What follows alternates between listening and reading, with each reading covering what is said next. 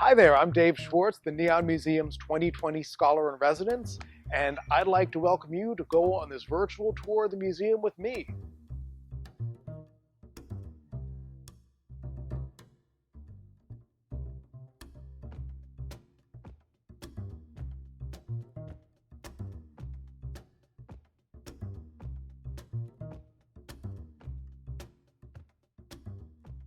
When you think of Las Vegas, you think about signs.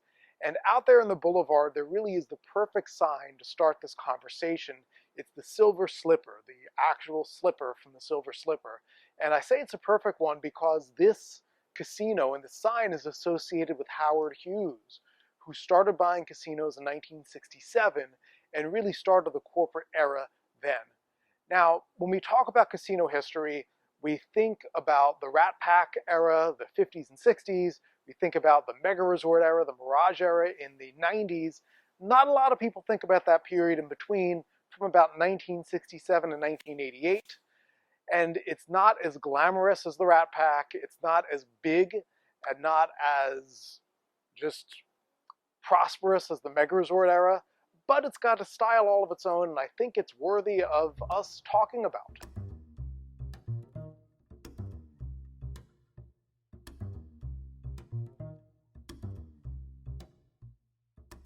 So if you think about what a TV show or movie would do to show that a scene was set in Vegas, what the establishing shot would be, you could think Bellagio fountains, a quick pan down the strip, Fremont Street experience. Well, back in the 50s, they didn't have any of that. In 1958, an episode of I Love Lucy was set at the Sands. And to show they were at the Sands, they didn't show the buildings of the Sands or even the casino inside, they showed the sign. That era with the corporate era goes away. When the buildings are huge and towering, that goes away. And the sign just becomes a conduit for information. And this is the rise of the reader board, where it's not the sign as a work of art, but a sign as a message.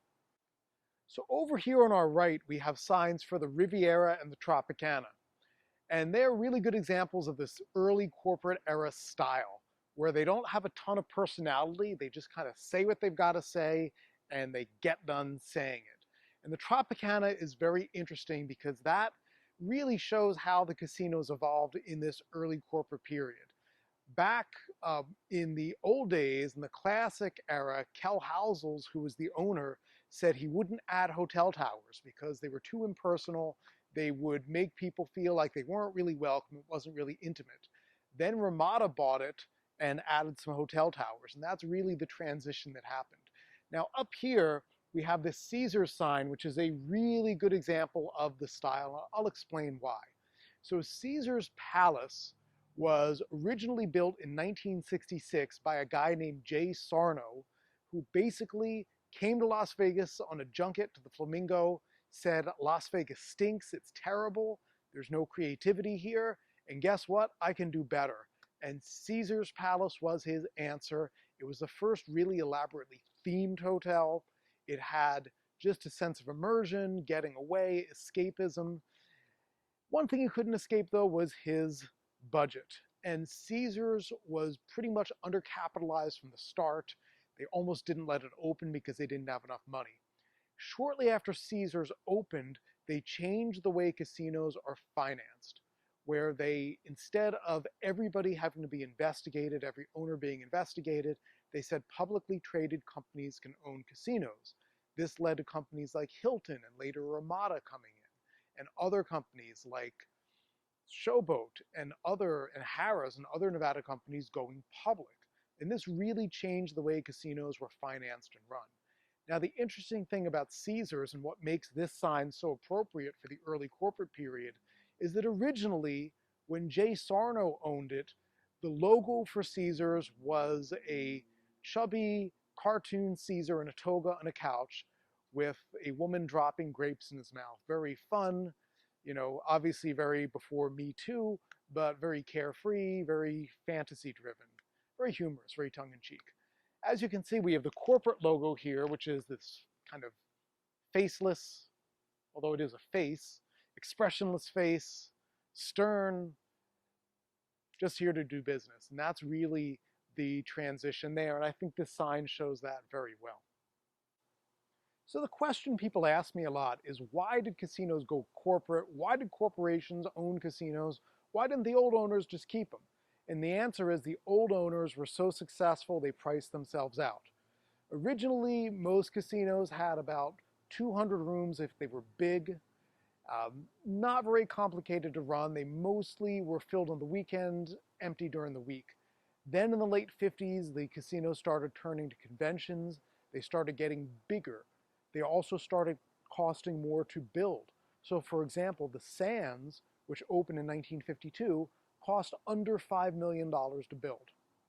Caesar's Palace, which opened in 1966, cost $19 million. The International, which opened in 1969, cost $50 million. And the people who were supplying the financing for the old owners, you might call them mobbed up, they didn't have that kind of money. And the only people that did have that kind of money were mainstream lenders and publicly traded companies. So that's why you have that shift. Now, visually, the shift that happens with the casinos is they go from being 1- and 2-story buildings with huge signs to being really big buildings with signs that might be big, but don't really identify the property. They just give a message. So the sign for the casino goes from being the identity of the casino to just sharing information. Now, at the end of classic Vegas and the rise of corporate Vegas, as I said, the sign is no longer the symbol. It's just a way to convey information. It's the reader board.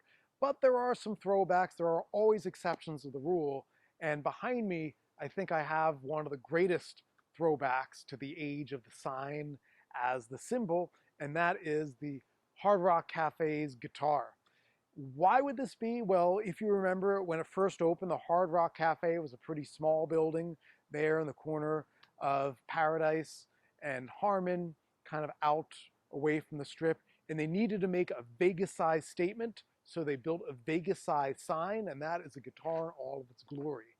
And that shows the difference between the classic era and the modern era with that interesting throwback. Next up, we're going to talk a little bit about how the early corporate era unfolded.